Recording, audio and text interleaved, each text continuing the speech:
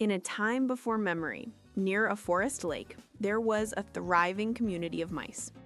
Their world was the intricate space beneath the roots of an old tree, a maze of tunnels filled with the scent of stored grain and the sound of quiet contentment. Life was orderly, and it was good. But their peace was fragile, built on earth that could tremble.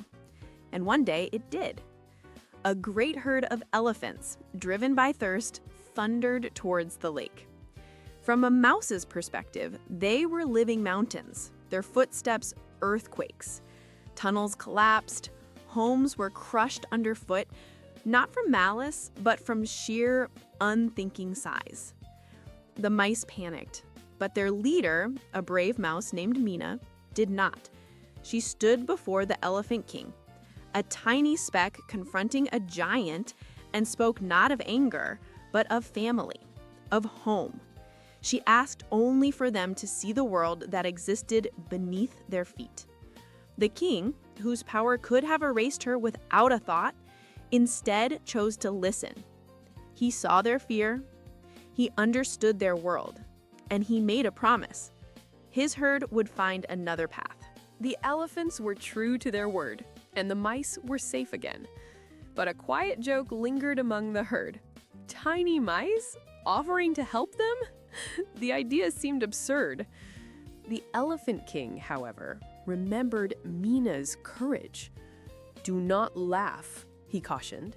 "Even the smallest creature can make a big difference."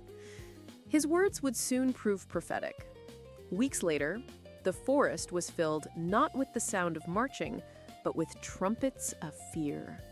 Hunters' nets, thick as jungle vines, had fallen from the trees, ensnaring the entire herd. They were trapped, helpless against the ropes that bound them. The king, tangled and struggling, wished for his small friends. And as if summoned by the thought, they came. The mice had heard their cries. A tide of gray fur surged from the forest floor, swarming the nets. Hundreds of tiny sharp teeth went to work. What one mouse couldn't do, a community could. They gnawed and chewed, severing strand after strand with determined purpose, until, one by one, the heavy nets fell away. The elephants were free. The impossible had happened.